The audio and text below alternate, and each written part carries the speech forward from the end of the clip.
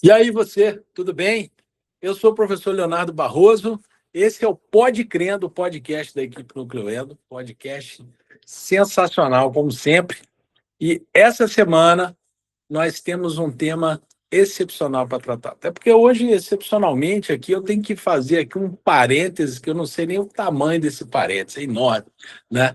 A alegria que a gente fica. Porque eu não sei se vocês estão conseguindo perceber, não é que a tela sua está duplicada, entendeu? É que nosso convidado de hoje é o meu irmão mais velho, o doutor Guaraci dos Santos, Guaraci Antônio dos Santos Barroso. Pô, errar o nome do irmão é foda, né? Mas vamos lá, né? Mas o doutor Guaraci veio trazer hoje aqui para a gente uma conversa que nós tivemos ontem, né, Guá? A gente estava pensando em algumas ideias aí, trocando ideias sobre essa relação boca, saúde bucal, processo degenerativo cognitivo, demência, senil, etc. e tal. A gente estava conversando ontem e aí surgiu a ideia da gente hoje, eu aproveitando uma visita dele aqui para a família, da gente bater um pouco um papo, trazer, porque a gente entende que esse é um tema de muita relevância, né? Doutor Guaraci Barroso, eu queria que, antes de mais nada, né, dizer que assim, é uma grande referência, sem dúvida nenhuma, para mim, desde pequeno. Vi meu irmão estudando medicina e aprendi muito e aprendo muito com ele, porque nos estudos dele de farmacologia, fisiologia, quando ele estudava para fazer a prova, Você participava. ele explicava a matéria toda para mim, que era o jeito dele estudar, e eu acabei aprendendo esse jeito dele de estudar. Talvez, acho que até por isso eu me tornei professor depois, né? Sim. E aí ele vinha, explicava a matéria toda para mim, e eu falava assim, pô, bacana, ainda perguntava as coisas para ele. Ele falou assim, agora eu tô bom, agora eu tô pronto para a prova. Eu falo sempre que o melhor jeito de ensinar os outros é você.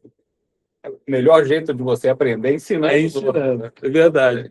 Então, assim, agora sim sempre foi uma referência muito grande para mim, pessoal, né, como profissional, como homem, como irmão, como exemplo, né, mais velho.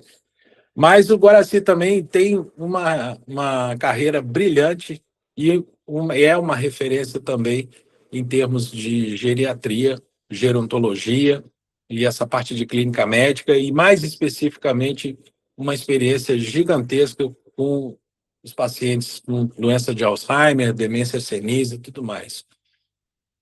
Eu queria que você, antes de mais nada, eu sempre falo isso para a Adriana, ninguém melhor do que a gente mesmo para se apresentar. Fala um pouco para quem está ali, experiência que você tem para você hoje poder falar com tanta tranquilidade do que você fala e do que você faz. Conta um pouco para a gente, em breves palavras aqui, claro, porque é uma carreira extensa, mas assim, tua caminhada, resume para a gente aí. Bom, antes de mais nada, alegria estar aqui com vocês. Obrigado pelo convite. Você, Adriana, uma alegria para a gente estar aqui, uma honra. Dividir um pouquinho do conhecimento da gente com uma equipe tão bacana como a de vocês. Pessoal muito preparado. E o Léo falou uma coisa ontem muito certa, quando ele falou assim, a gente estava batendo um papo, e estava mesmo. A gente estava na casa do meu pai, eu moro em Sorocaba, e a Nucleendo é aqui em Volta Redonda, e esse fim de semana eu vim fazer uma visita aqui, meu pai e minha mãe, e o Léo foi me visitar, e de lá saiu um papo, e a gente resolveu, um convite dele, extrapolar essa conversa para cá, com vocês. Eu faço, como ele falou, eu faço a especialidade de geriatria, eu tenho 38 anos de formado, estou fazendo esse ano, no final, e desde o começo eu fiz minha formação técnica na Hospital da Beneficência Portuguesa, no Rio de Janeiro, e depois, com vínculo em algumas outras instituições, fui professor também aqui na Unifor, na época.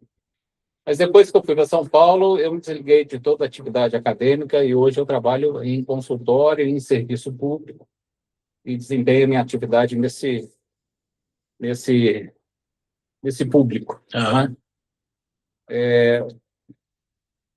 Por força de especialidade, a gente acabou, quer dizer, a geriatria tem aquela coisa, a geriatria, a classificação da geriatria é uma medicina de caráter mais preventivo. A gerontologia é quando você atua em sobre os idosos, especificamente, os pacientes acima dos 65 anos. Essa classificação agora está mudando para 70 anos, considerado como gerontologia. Até então, você consegue fazer geriatria, que é uma visão mais preventiva, entendeu? Entendi. A gerontologia já é tratamento mesmo de comorbidades e de doença instalada. Mas, por força de especialidade, eu acabei atuando muito em demência, né? Então, eu recebo uma grande quantidade de pacientes hoje em dia com quadro demencial. É impressionante como isso está aumentando. Quer dizer, para vocês terem uma noção, a estatística de demência, a partir dos 65 anos até os 75 anos, era da ordem de 10% dos idosos. A partir dos 75 anos, isso triplica, vai para 30%, persistindo até os 85 anos, e a partir dos 85 anos, 50% dos idosos têm um quadro demencial. Então, de cada 10 velhinhos que aparecem no consultório com mais de 85 anos, a metade já tem sinais de demência. E fala um pouco, dentro dessa experiência tua, fala um pouco da tua experiência nos Estados Unidos. O tempo que você passou lá, em que você teve a oportunidade, não foi, de trabalhar num centro específico de Alzheimer. O Hospital Monte Sinai de Miami foi o hospital onde eu tive a oportunidade de frequentar o serviço de neurologia, geriatria e prevenção de demência. Era uma parte do hospital que era toda voltada para a prevenção de demência e tratamento de quadros demenciais. E isso, eles têm uma experiência muito grande em gerenciar diagnóstico precoce de quadro demencial na comunidade. Então, eles têm equipes que eles saem e fazem nas comunidades uma varredura com assistentes sociais, que eles aplicam alguns testes neuropsicológicos e eles vão separando dos idosos aqueles que são mais suspeitos de estarem começando com esquecimento mais importante, daqueles que têm esquecimentos mais benignos. E isso é uma coisa que a gente percebe na entrevista. Com o tempo, você começa a perceber quem são os pacientes que têm um problema de memória por ansiedade, por depressão, e quem são aqueles que já estão evoluindo com quadro demencial. Você consegue, na maioria das vezes, na entrevista, perceber isso. E, então, esse pessoal é muito treinado. Então, eles vão nas comunidades, nos bairros, e vão catalogando os pacientes. Então, esse bairro aqui tem 8 pessoas que apresentam sintomas muito consistentes. E essas pessoas eram direcionadas para o Hospital Monte Sinai, tinha lá uma subvenção do estado da Flórida, e eles aplicavam testes mais aprofundados, iam separando e extraindo da comunidade as pessoas doentes antes dos parentes tomarem a atitude de levar ao médico. Entendeu? Isso é uma proposta que eles têm lá. Sim. Mas isso gera um volume de trabalho muito grande, gera um volume de avaliação, gera um volume de... Na época eram tomografias, né? Nós estamos falando de 1994, né? O Léo é bondoso. Mas foi... O ano que eu formei. Eu tenho 32 de formado. É por aí. Mas na época estava começando a ressonância e tudo. Eles já tinham um centro lá de ressonância, mas faziam muito tomografia ainda. Mas a diferença da tomografia para a ressonância, como vocês sabem, é a diferença da tomografia para o raio-x. O raio-x. Né? Tecnologia absurda envolvida nisso. Mas naquela ocasião, eles faziam um número absurdo de psicológicas e avaliações clínicas. Isso depois, quando a gente voltou, a gente começou a reproduzir isso na nossa clínica. E você consegue, com esse protocolo, avaliar muito precocemente e com uma precisão de acertos muito interessante as pessoas que já têm a doença no estado ainda inicial, mas que ela já tem uma consistência assim, importante que você consegue pegar. Entendeu? Isso é libertador, porque hoje em dia, e eu estou falando agora de coisas mais atualizadas, de estudos mais atualizados, de 4 anos para cá, os protocolos de avaliação de doença neurológica degenerativa, eles já prevêem, no início do tratamento, cura. Olha que barato, que coisa, né? Entende? Então você fala assim, mas doença de Alzheimer tem cura? No início tem. Se você pegar muito precocemente e você conseguir controlar toda a atividade inflamatória que está levando à degeneração neuronal, você consegue estabilizar e eventualmente reverter, colocando a pessoa naquele estado de névoa mental. É o estágio anterior à doença de Alzheimer em fase leve. Névoa mental. Você tem períodos de esquecimento, mas que não comprometem a sua atividade de relação com as pessoas, entendeu? Você não faz nenhuma confusão. É um negócio muito interessante e abrir uma perspectiva que para os geriatras não existia. A gente sabia que uma pessoa, quando começava com sintomas de doença de Alzheimer, ela iria evoluir naquele desfile de sintomas até a fase avançada. E a gente sabe que isso era inexorável e não tinha como voltar atrás, né? Hoje em dia, não. Começou a abrir uma perspectiva de você conseguir manter as pessoas estabilizadas naquele grau ou melhorar um pouquinho naquele grau que ele apresenta. Então, se você pega bem no comecinho, você consegue colocar ela no estágio cura. Que barato. É muito Sensacional, interessante. né?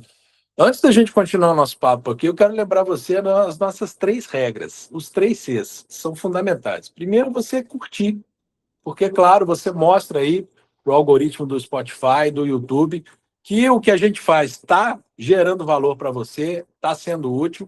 Segundo, é compartilhar. Lembra de alguém, de repente, especificamente até esse tema, você pode ter colegas ou até entes queridos, pessoas que vêm na tua memória e que eventualmente possam estar passando por uma situação específica ou que eventualmente querem ampliar, conhecer um pouco mais sobre o assunto. Se você lembrar de alguém, é uma forma generosa até de você mostrar que você lembrou dela. Compartilha com o teu colega, com essa pessoa.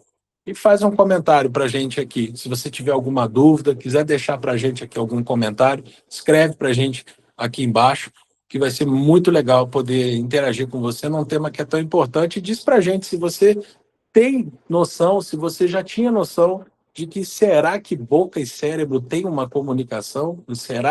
Qual será essa comunicação? É isso que a gente vai procurar explorar um pouco mais aqui nesse episódio de hoje do Pode Crendo. Uau, eu tenho uma pergunta que eu sempre fiz, eu me fiz muito, porque ela é até meio filosófica, mas eu acho que para a gente começar, para a galera poder entender bem, é assim, envelhecer é igual adoecer? Ou se não for, existe uma diferença tênue e sutil? O que é o envelhecer e o que é o adoecer, cara?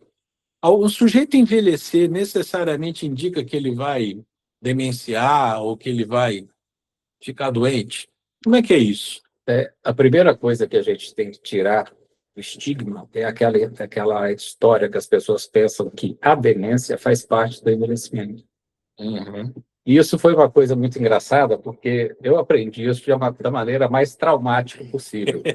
Porque quando eu me formei, há 37, 38 anos atrás, eu achava que sim, você envelhecia e que você faria parte do envelhecimento da demência. Fiquei muito velhinho, tenho 94 anos e aí fiquei demente. Aquela coisa do fulano ficou gagá, né? Ficou gagá. Tá gagá.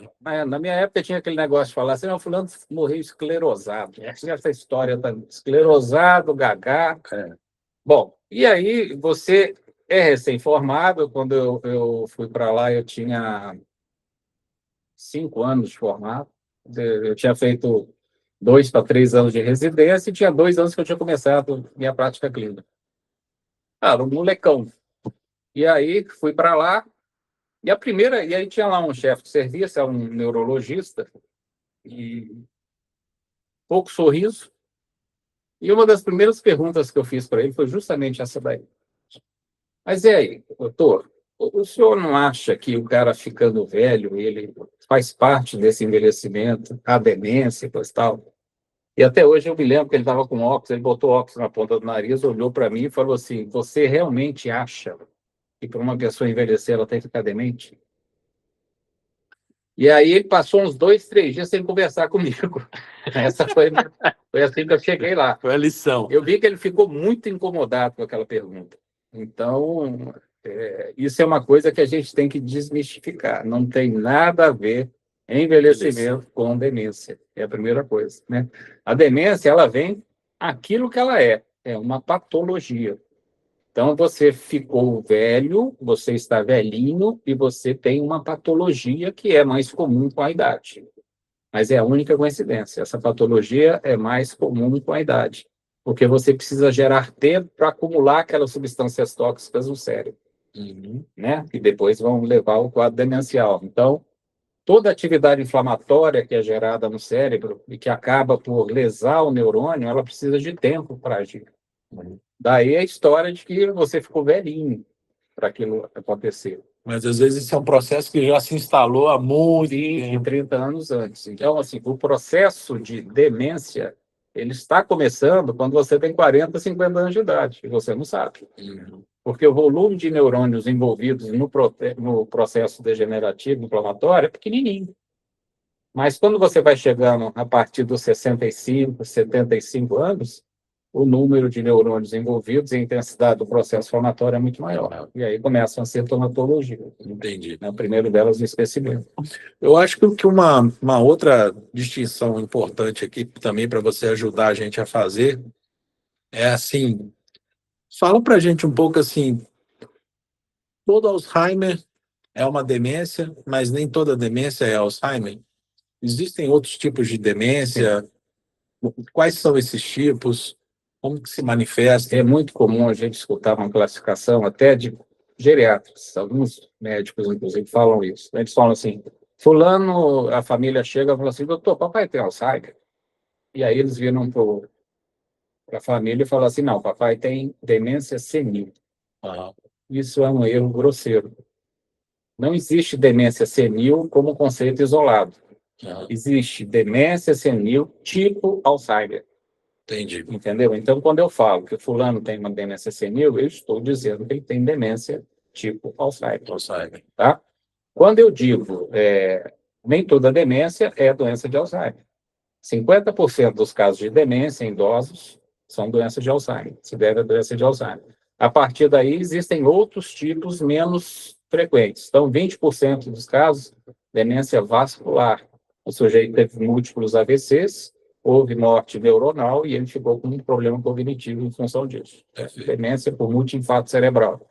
E depois tem algumas outras, mais demência de Pique, alguns outros tipos de demência por sífilis, demência... Entendi. E aí são pequenas incidências, mas que somados vão dar ali 20% dos casos. Entendeu? Entendi. Mas as duas grandes causas é a doença de Alzheimer, com 50% dos casos de demência, e a demência por multi-infarto cerebral, sequela de AVC. A vascular. Vascular. Perfeito. As principais. E tem diferença entre elas em termos assim de manifestação clínica, sintomas, etc. e tal, ou não? Tem. A doença de Alzheimer, caracteristicamente, é uma disfunção cognitiva, degenerativa, progressiva e que acomete principalmente o domínio de memória recente. Então, você fica com dificuldade para apreender informações no seu dia a dia. Então, eu falo para você que esse aqui é o óculos que eu uso para perto e deixo nas suas mãos. No momento que você precisa usar o óculos, você fala assim, cadê o óculos? Eu falei assim, botei nas suas mãos. Ah, está aqui, tem razão. Passa um pouquinho, ele quer usar o óculos de novo, e fala assim, você tem algum óculos aí? Eu botei aqui do seu lado. Então, ele não registra essa informação recente de que ele pode, que ele vai lançar a mão dessa informação toda hora que ele quiser. Mas são memórias recentes. As memórias antigas estão preservadas. Então, o sujeito conta a história do casamento dele com riqueza de detalhe. Mas, no entanto, quando você fala para ele que está chovendo lá fora, passa um pouquinho, ele vai precisar sair de carro e vira para você e fala assim, vamos que não está chovendo. Você fala assim, eu acabei de falar que está chovendo. Ele não registra essa informação. Então, é um padrão de falha de memória recente, como eu falei, que para você que está acostumado a lidar com isso, você começa a perceber, entendeu? Com frequência. A outra característica da doença de Alzheimer é a repetitividade. Como ele não lembra a informação, ele pergunta sobre ela toda hora. Entendeu? Então, ele conta para você uma história, é muito comum em consulta, ele chega, conta uma história que aconteceu com ele, passa 30 segundos, ele conta a mesma história de novo. repetindo os mesmos eventos, entendeu? E, às vezes, uma terceira vez na hora de ir embora. Ele está te dando a mão e te conta a história em forma de piada. Então, como a memória recente dele está comprometida, ele não registra que aquela informação já foi falada e ele fala de novo. Esse é um sintoma muito característico. No caso da demência por AVC, por multiinfarto cerebral, ela já é uma demência que ela pega alguns outros domínios. Às vezes pega a parte motora, então o paciente fica com sequela motora, você já percebe quando ele está andando, né, quando ele entra na sua sala. E quando ela pega a questão de memória, ela não escolhe o arquivo de memória recente. Dependendo do domínio onde houve evento vascular, as memórias se misturam. Então, ele já perde informação de arquivos antigos, ele começa a ficar confuso sobre o passado dele, e também sobre o presente. Entendi. Mas você percebe que o dano é muito mais extenso. A doença de Alzheimer não, é característico o déficit de memória recente apenas. É muito interessante isso, entendeu? É uma região do cérebro chamada hipocampo. Uhum. É a região onde a memória recente fica condicionada. Começa a perder neurônio ali. E me conta uma coisa, assim, para as pessoas que estão aí, porque, né, são alunos nossos, colegas e tal, e eventualmente tem seus entes queridos e tal. Como você... Porque dá a sensação de que tem hora, esses sintomas, esses lapsos, eles são muito sutis. Sim. Não é? Qual seria, na sua visão, como você acha que é o momento de falar assim, não, peraí, precisamos levar ao médico, a um especialista para fazer uma avaliação? Que momento é esse, Léo? Você falou uma coisa, uma lembrança muito interessante que você está perguntando. Existe uma coisa chamada reserva cognitiva. Então, às vezes você vai fazer entrevista com um cara que é muito inteligente. A gente procurou um paciente seu, ele já é aposentado, é um idoso, mas foi um profissional que estudou muito, que montou uma reserva cognitiva, uma riqueza de informação neuronal muito grande. Esse cara é um sem vergonha. Ele te tapeia na consulta. Porque, às vezes, ele falha em alguma coisa, ele percebe que ele falhou, e ele tem uma reserva cognitiva grande, ele lança uma piada, ele lança uma história, ele conta não sei o quê, e ele joga um pó de pirlim-pim-pim na história dele, e ele sai bem daquilo. E você fica percebendo aquilo como se fosse um jogo de ironia. Está jogando, está sendo irônico, está brincando, coisa e tal. Esse paciente, aquela coisa do tipo, o cara dá o lapso, você corrige e fala assim, eu estava querendo ver se você estava... Exatamente, ele joga para você. Falei só para ver se você estava atento ao que a gente estava conversando. Entendeu? Aqui. Então, e aí ele emenda uma história, ele conta outra, mas daqui a pouquinho ele vai e conta a segunda história de novo. Entendi. Ele se trai em alguns momentos, entendeu? Esse paciente é muito difícil de você pegar, porque a reserva cognitiva dele suplanta um pouquinho os testes neuropsicológicos. Então, você aplica teste neuropsicológico no paciente que você suspeita que tem algum déficit cognitivo, e no teste, ele tem reserva cognitiva, ele joga e ele consegue lembrar. Quando você coloca ele sob desafio, vou falar para você vai me falar, eu vou te dar 3 palavras para você gravar. Aí você fala lá, Pedro, bola, tijolo. Você dá um nome qualquer lá. E ele registra aquilo. Aí você distrai ele com uma atividadezinha aritmética e pergunta de novo quais são as 3 palavras. Você está indo exatamente em cima da memória recente. E o bandido se dá bem nisso. Ele se dá bem. E aí o teste dele, maravilhoso. Não é conclusivo. Não é conclusivo, entendeu? Porque ele tem reserva cognitiva. No momento que ele se viu... Eu falo para você, Léo, registra essas 3 palavras que daqui a 5 minutos eu vou perguntar. Você fica lá na sua cabeça. Pedro, bola... Ele joga o foco de atenção. Ele joga o foco de atenção ali. Né? Ele tem neurônio rígido ainda, ele consegue reter aquela informação. Quando você pergunta, ele lembra. Então, o teste não tem muita acurácia para poder pegar esse paciente. Sim. No entanto, quando ele volta para a atividade familiar, para a atividade de interação, ele tem alguns déficits de memória recente muito evidentes, entendeu?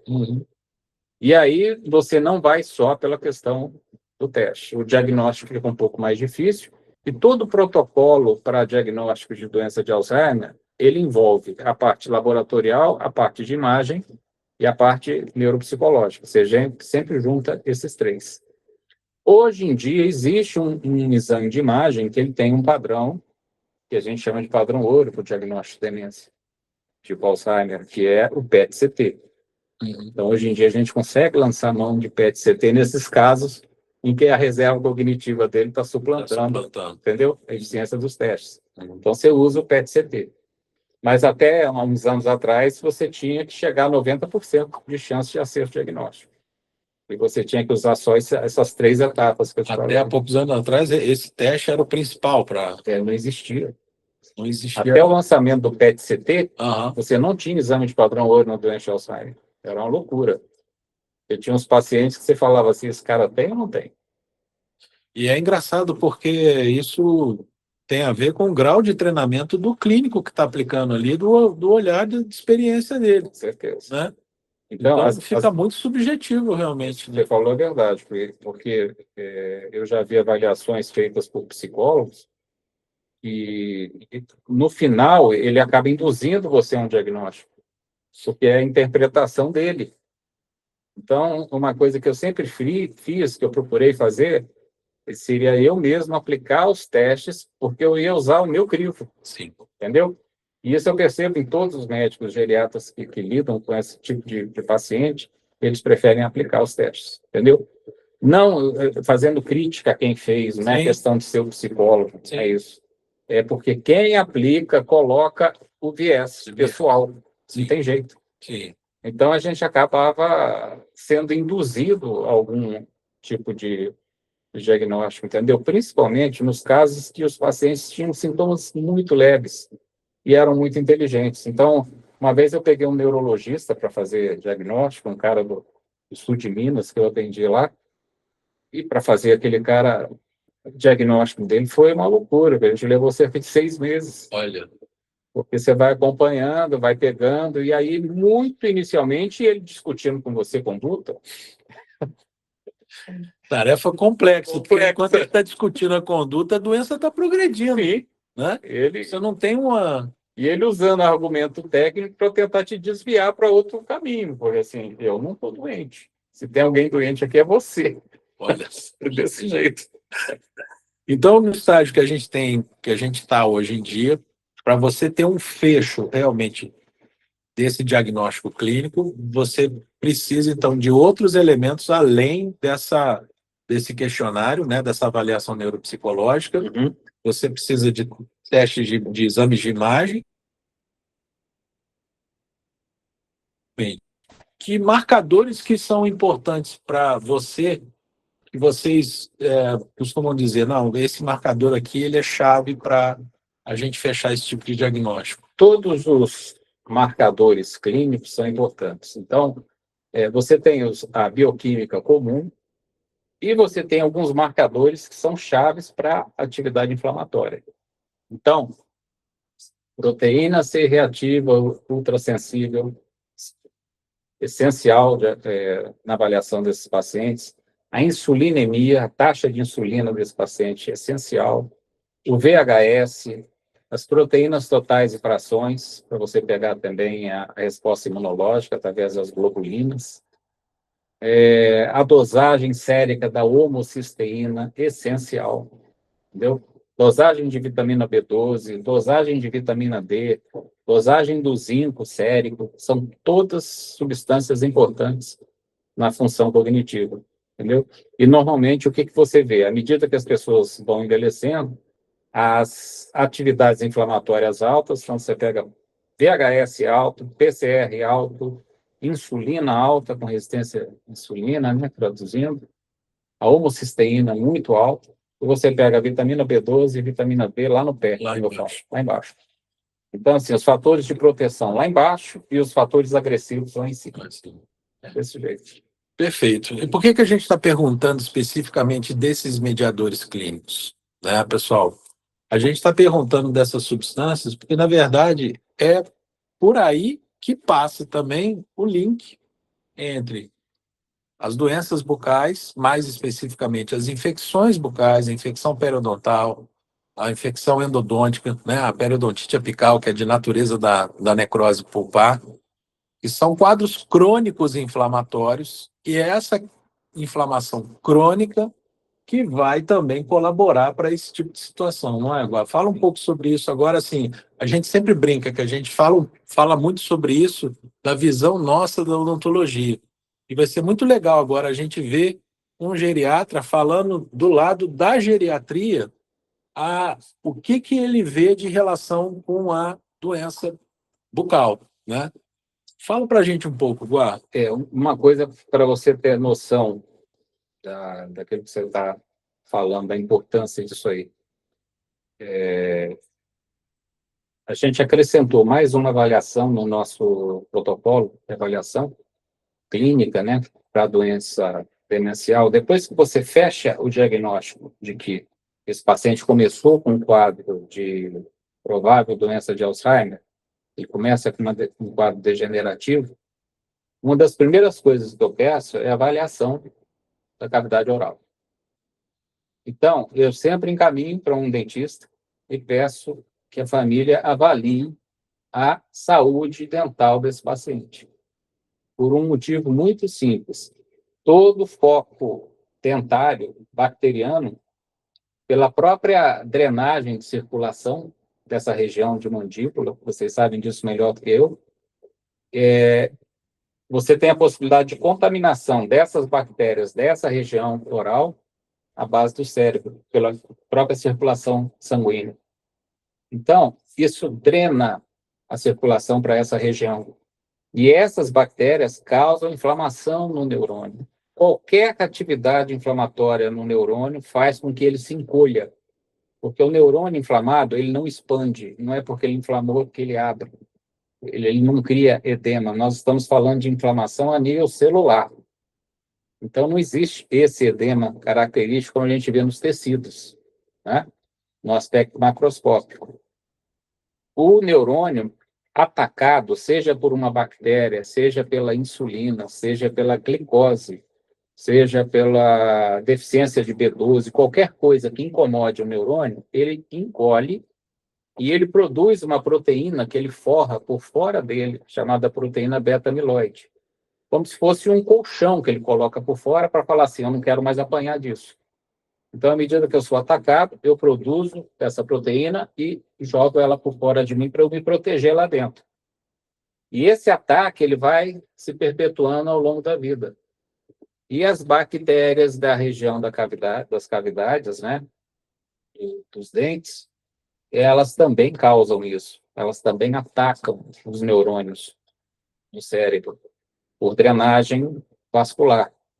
E isso é um foco poderosíssimo de atividade inflamatória, porque muitas vezes você, nessas avaliações que a gente faz com a PCR, por exemplo, é muito comum, eu peço a proteína C reativa, você começa a pegar a proteína C reativa lá em cima. E aí você fala assim, será que esse sujeito tem uma lesão cardíaca, quer dizer, o endotélio vascular também está lesado? Então, existe esse estudo também de que essa região drena também. Ela representaria a drenagem, né, da parte cardíaca. Uhum. Então, se as artérias do coração, coronárias e as colaterais estivessem inflamadas, isso também poderia representar como aumento do PCR. E o PCR está muito relacionado à atividade inflamatória, né, de cavidade dente. Uhum. Quando você melhora uma coisa, você melhora outra. Então, uma das conversas que a gente teve ontem foi exatamente isso, né? Quer dizer, o dentista pega um PCR alto, ele trata a infecção e ele faz o quê? Ele encaminha esse paciente para um cardiologista. Ele manda um cardiologista. A gente estava falando sobre isso, né? Isso é muito importante para a gente ter até entendimento, né, dessa relação. Tá, tudo bem. Peguei um paciente com a proteína C reativa com a PCR aumentada. E aí? Vou tratar, né? E só isso vai ser suficiente, né, para eu controlar esse nível? Sim. Ou eu tenho que dar um caminho a mais para isso, Exatamente. né? Agora, a minha dúvida é assim,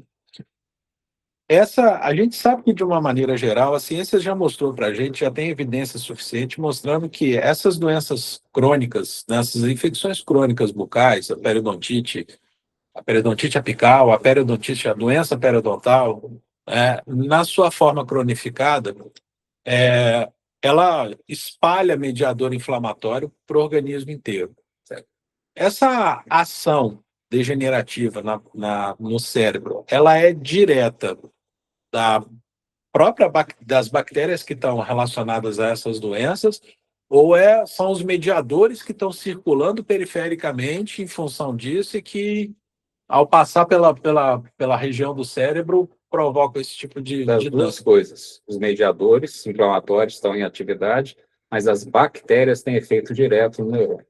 Caramba. É isso que se mostrou. Isso que deixou a gente mais espantado.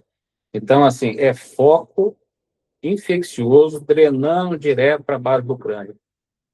É uma coisa nefasta, entendeu? Uhum. E gera um duplo caminho, porque você fala assim, o dentista faz a avaliação da atividade inflamatória, ele elimina os focos que estão ali visíveis para ele. E depois ele encaminha para o cardiologista, né? Porque esse paciente pode ter lesão de endotélio vascular coronariano. Ele está com PCR alto, né? A relação de doença coronariana e problema peridental, infecção, né, de cavidade bucal é muito grande, já é comprovada. Uhum. E eu falei para você que a verdade também, o oposto também é verdadeiro. Quer dizer, eu peguei paciente uma vez com PCR, o marcador do meu laboratório máximo era até 0,5. Uma moça de 42 anos com 10,5 de PCR. Muito alto. Então, só para a gente ter uma noção, quanto que é vamos dizer, o que seria considerado normal? Até 0,5. Até 0,5. Ela estava com 10. Ela está com 10. Entendeu? E o tratamento para nós é rosuvastatina, que é uma estatina que estabiliza a placa do endotélio vascular. Uhum. Tá? Ela asfalta, endurece a placa para que ela não solte pedaço. Uhum. Agora, o que eu poderia ter feito também? Após usar essa substância para estabilizar a placa, eu também encaminhar esse paciente para o dentista, por que não? Olha só. Entendeu? Porque ela podia ter, sim, foco dentário. Entendeu? E aí, o que adianta eu só cobrir com estatina? Muito provavelmente passariam 6 meses, ela ficaria estabilizada. Depois de 6 meses, ela fala assim, eu não preciso mais tomar esse remédio. Eu comentei com você. Ela pararia com a medicação, foco dentário lá em atividade. Vai continuar. Ela volta com PCR alta e 2, 3 anos depois ela infarta. Coisa impressionante. Não é? Quer dizer, mais uma vez prova que assim, as profissões elas precisam se comunicar. Né? A medicina e odontologia, né, como na Europa já é, né, há muito tempo, a odontologia ela é um ramo da medicina. Né? É a medicina bucal. Sim. Né? Então, realmente, a gente precisa ter esse entendimento, essa conexão, porque ainda existe uma visão muito forte, muito estanque, de que a boca está separada, né, do resto do corpo. Sim. Embora já existam evidências científicas muito robustas mostrando que essa separação ela não existe de forma nenhuma. E a gente até depois, eu me comprometo com vocês a deixar para vocês aqui um QR Code, né, eu e a professora Adriana, com alguns dos artigos para dar suporte a isso tudo que a gente está falando, porque nós não estamos chutando aqui não, né? Aqui não tem ninguém de brincadeira não, nós estamos falando de assunto sério, de coisa séria, de coisa que impacta não só para a gente, na prevenção dessa doença em nós, mas principalmente também nos nossos pacientes. Fazer essas condutas. A gente ficou muito preso aqui agora, né, na questão da PCR e a doença cardiovascular e eventos cardiovasculares e tudo mais. Mas seria também um paciente que tem uma PCR mais aumentada encaminhar para um geriatra? Seria uma conduta? Sim. Sim. Você veja uma coisa.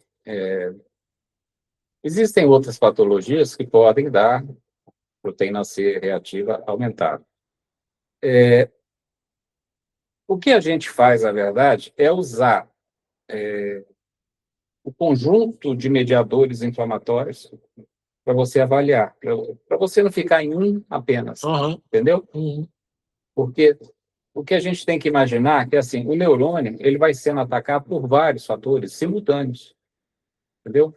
Então, o açúcar é um outro fator absurdamente agressivo para o cérebro. Então, a nossa sociedade ela é toda montada em cima do doce e do açúcar. Vocês vão numa padaria, vocês vão ver a quantidade de doces, que tem lá dentro. Quer dizer, toda a estrutura de alimentação nossa, no hemisfério sul é cana-de-açúcar, no hemisfério norte é xarope de milho.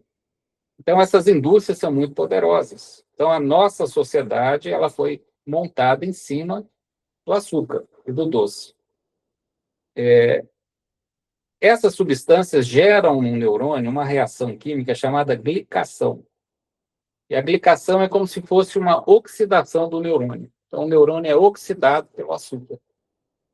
O neurônio oxidado pelo açúcar, ele perde a capacidade de troca e ele entra em inflamação, entendeu? Porque a parede dele é lesada, ele se encolhe e produz beta-amiloide. Ele também se defende disso.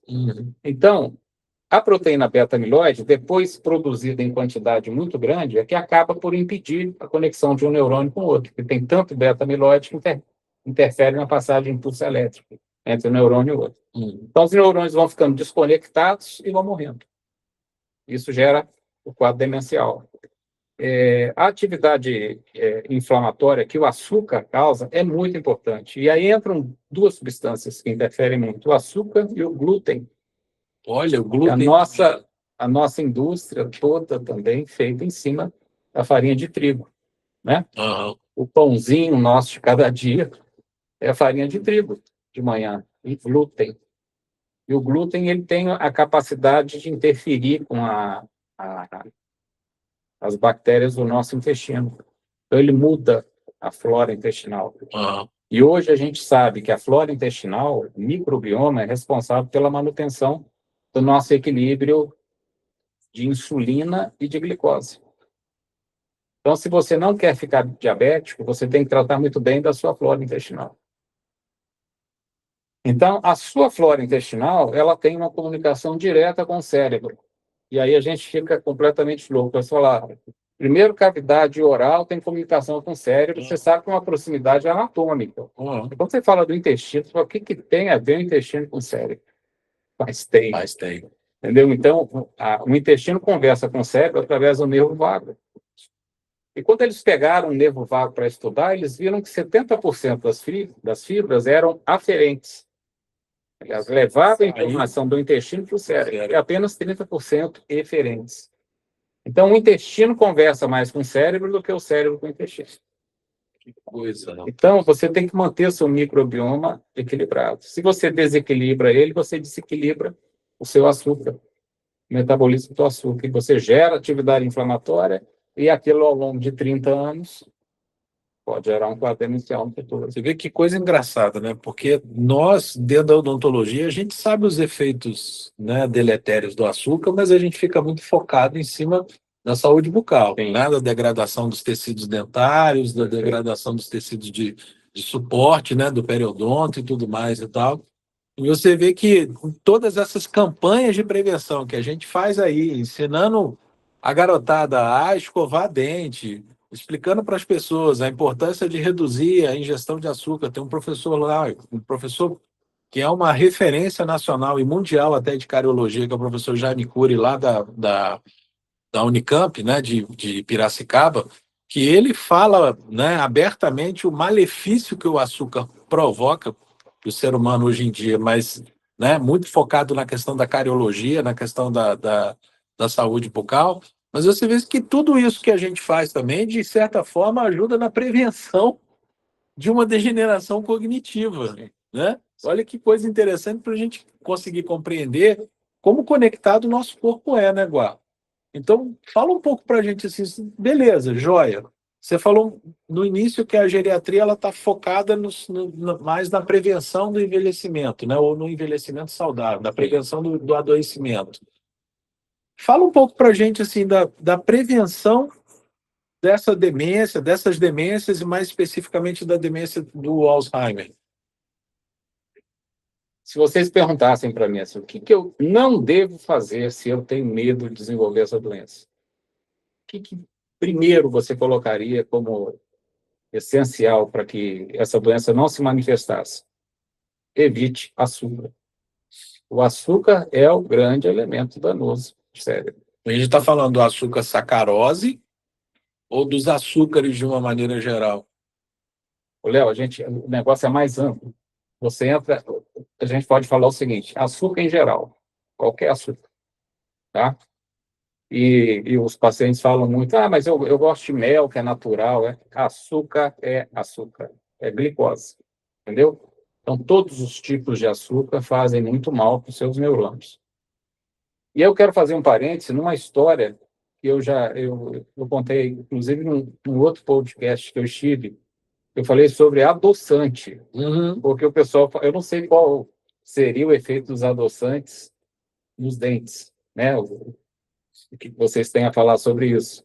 Mas no intestino, no microbioma, é absolutamente destruidor o efeito deles, entendeu? Então, a sacarose, sucralose, ciclamato, que é cancerígeno de bexiga, comprovado, a sucralose, Stevia. Não, stevia é o único bom. que escapa. É o único que escapa. É maravilhoso. Vou perguntando os que eu uso aqui. Eritritol. Também. Super danoso para o microbioma. Eu achando que eu estava bem. Os mais modernos, né? Xilitol também detona o seu microbioma.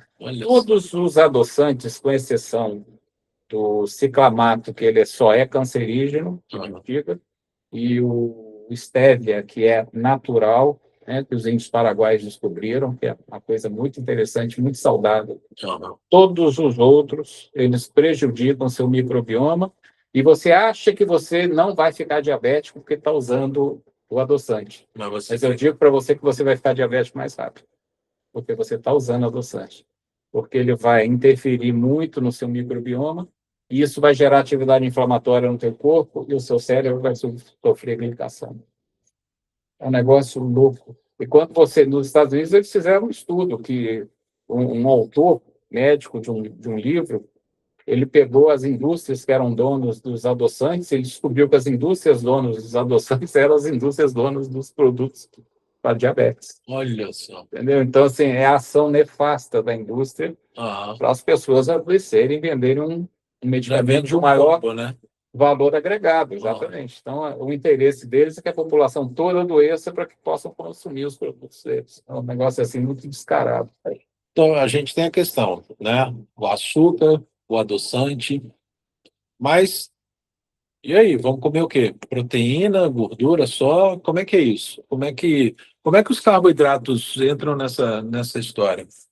Os carboidratos numa dieta... eles estão mais para sair dessa história, né? Todos eles implicam em aumento de insulina. Todo alimento que implica em aumento de insulina, ele aumenta a atividade inflamatória no corpo, porque ele gera uma coisa chamada resistência insulínica. Os receptores das células vão sendo expostos a níveis de insulina cada vez mais altos, e aí chega um determinado momento que eles deixam de responder.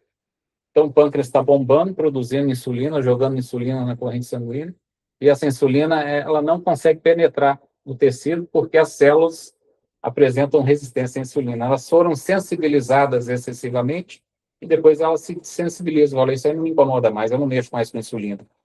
E a insulina fica apenas circulando no sangue, entendeu? Então, a pessoa fica com níveis altos de insulina, e isso implica em pouca resposta das células, principalmente as do cérebro. E se a célula não responde à insulina, ela já está com a sua parede lesada em algum estágio. Os receptores já foram mexidos, a resistência à insulina atrapalhou o funcionamento da membrana da célula. E aí ela começa a inflamar, começam a entrar elementos que não são interessantes para a célula. Você começa a perder a vivacidade da célula, você começa a perder a função celular. Como você pode perder função celular de um neurônio? Uma célula muito específica. Muito específica, né? Ação muito específica para você. Bom, tem uma outra coisa que é interessante também, porque nesses estudos novos que foram feitos a respeito de morte neuronal, você tem algumas coisas também alguns conceitos de 4 anos para cá que a gente não sabia que começaram a ser provados. Você é capaz de formar novos neurônios. Então, a gente falava assim, neurogênese não é possível ser feito. Você perdeu o neurônio, está perdido. Mas existem formas de neurônios, bebês, no cérebro. entendeu? Então, você tem formas, eu esqueci o termo agora, que eles chamam de formas, é um termo específico que agora não me ocorre, mas é um negócio interessante porque você consegue pegar os neurônios que estão ainda em forma infantil e você consegue fazer com que eles desenvolvam. Uhum. Da importância do ômega 3. Então, você consegue também ir colocando população nova de neurônio no seu cérebro com o uso do ômega 3. Como Então, se a gente tivesse uma reserva de uma população imatura de neurônio ainda, exatamente. e aí Ele está ali e você coloca ele para se desenvolver. Por isso que é importante você não deixar a pessoa comer açúcar. Porque se ela come açúcar, esse neurônio novinho é exposto à glicação e ele vai morrer. Você perde a reposição.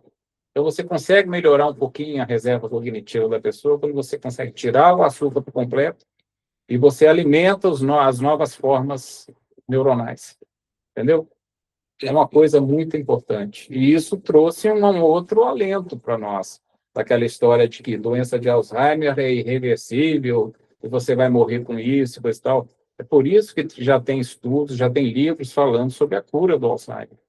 A cura não é a cura absoluta no sentido que você deu uma... É que você controla as etapas dos fatores inflamatórios. Então, se você tira os fatores inflamatórios, você deixa de lesar neurônio.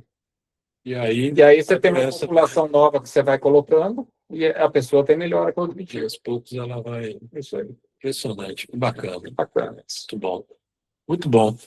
Bom, você vê que coisa interessante, né?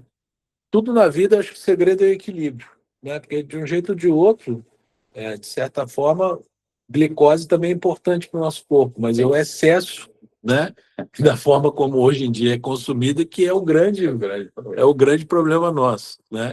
E é isso que a gente precisa continuar batalhando, seja nós do lado de cá na área da odontologia, claro, é mais do que legítima na nossa área a busca da prevenção das doenças bucais, da cárie, da doença periodontal, etc. e tal, né? Mas também do lado da geriatria, o controle também da dieta, o controle também dos açúcares e tudo mais, porque são fatores inflamatórios, né? Vão gerar fatores inflamatórios que vão favorecer para essas doenças degenerativas. Muito legal, Guá. Foi muito, muito, muito rico a tua presença, esse nosso bate-papo aqui. E eu deixo para você. Mas aí, a próxima operação você vê com o repórter. Mas é isso que eu fiquei pensando. Eu falei assim, gente, mas que coisa engraçada, porque a gente ouve tanto falar, né? Pelo menos assim, das coisas que eu já li na minha vida, a gente ouve falar que o cérebro é o órgão que mais consome energia, né? Parece que 20% da energia do nosso corpo é consumida pelo cérebro, né? Por ele e tal.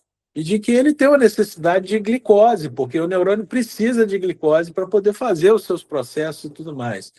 Mas, ao mesmo tempo, então, é o excesso disso tudo que é o grande veneno para ele. É que a exposição, a explicação para isso é do Homem das Cavernas. Nós temos o mesmo DNA do Homem das Cavernas. Então, eu brinco, eu falo assim, na época do Homem das Cavernas, a ingestão de açúcar por ano era de 2 gramas por ano de açúcar. O Homem da Caverna, para ele comer açúcar, ele tinha que subir numa árvore, ele via lá uma colmeia, ele subia na árvore, ele ia lá em cima, mexia, tomava 58 picadas, saía. Se lascava inteiro. Pegava um pouquinho de açúcar, assim, que delícia, né? Depois ele avaliava o risco, né? Para ficar mais, se compensa. Um docinho. Deveria ser assim, né? Hoje, nós ingerimos 18 gramas por dia, em média, de açúcar. São de 2 gramas por ano para 18 gramas por dia de açúcar. É assim que a nossa indústria fez. E se o camarada toma um milkshake do Bob's, então... Sim. O nosso DNA não está habituado a lidar com isso. Ele não está preparado para isso. Então, é por isso esse volume absurdo de pessoas doentes. Nós estamos adoecendo pela boca, não tenha dúvida nenhuma. É o que a gente ingere, é o que a gente come. Então, se fosse os 2 gramas só por ano de açúcar, tudo bem. E você vê, o corpo, através de outros elementos, outras reações químicas, é capaz de gerar o açúcar que ele precisa. Né? Você vê a gente lembra da bioquímica lá, existem outras regiões, outras reações químicas que da proteína se extrai o açúcar. Tá? A gente não pensa nisso. Então, você acha que você tem que dar o açúcar pronto para a célula. O resultado é esse que a gente está vendo. Está tendo. Acaba que, no final das contas, fazendo uma analogia, vira um vício.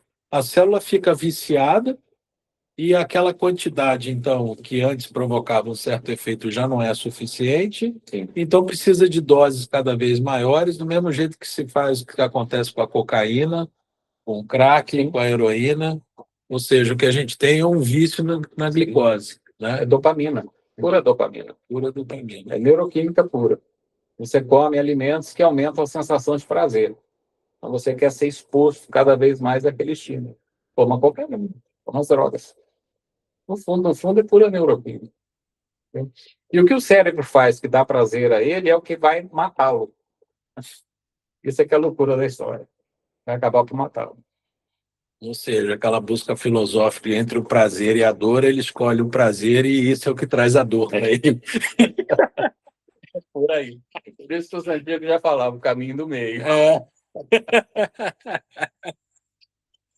Perfeito. Para você que está aí, tenha muito orgulho da sua profissão, porque o que você faz é muito importante. Deixe de olhar a sua profissão só pela janelinha, né, que é a paciente com a boca aberta, e você olhar só as superfícies dentárias, a integridade das superfícies dentárias, das restaurações, das margens gengivais, se tem bolsa, se não tem bolsa, se tem edema, se não tem edema, se tem mancha, se tem isso.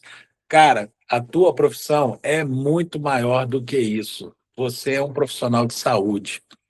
E a gente está aqui como dois profissionais de saúde e a gente se complementa.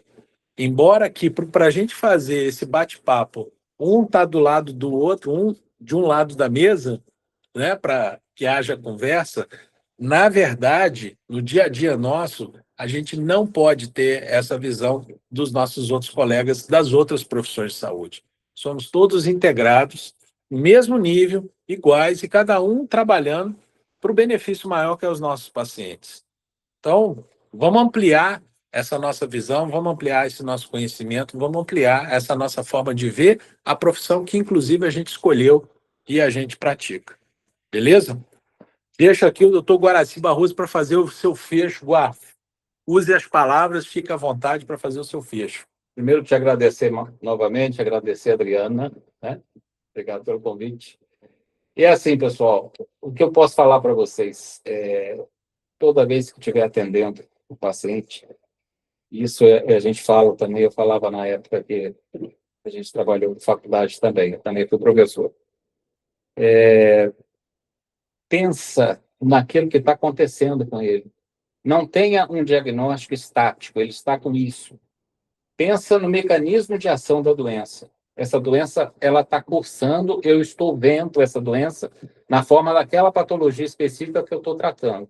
Mas, além daquilo, onde mais ela está atacando, onde mais ela está atuando. E se a gente tem dúvida, pega e manda esse paciente para esse profissional dessa área, se for o caso. Não tenham medo disso, de pedir uma outra opinião, de encaminhar esse paciente para outra área de especialidade. Isso faz diferença. Mesmo que o colega depois fale assim, olha, não tem nada diferente não, está tudo bem. Não importa. Você tentou o máximo pelo seu paciente. Eu tinha um professor que falava isso na faculdade. O principal é o teu paciente. Se você não consegue lidar com seu paciente, você encaminha para quem sabe. O Abramov falava muito sobre isso, entendeu? Então, pega o seu paciente e abraça o seu paciente, entendeu? Pense nas patologias correndo nele ao mesmo tempo e já vai se adiantando. Não espere ele apresentar a doença. Adianta, entendeu? Então, isso serve tanto em especialidade odontológica como na área médica. Na área médica, entendeu? Perfeito. Beleza, galera? Pessoal, a gente volta na semana que vem, então. Nós vamos falar sobre endodontia em sessão única também. Vamos fazer aqui uma avaliação crítica com vocês aqui sobre questão de endodontia em sessão única. E fica aí para você. Daqui a pouco a professora Adriana vai colocar aqui o link com os artigos, o QR Code e o link dos artigos, etc., que a gente vai deixar para vocês aqui, para vocês se atualizarem um pouco mais sobre esse assunto que a gente trouxe hoje. Beleza? Galera, boa semana para vocês e até mais. Obrigado.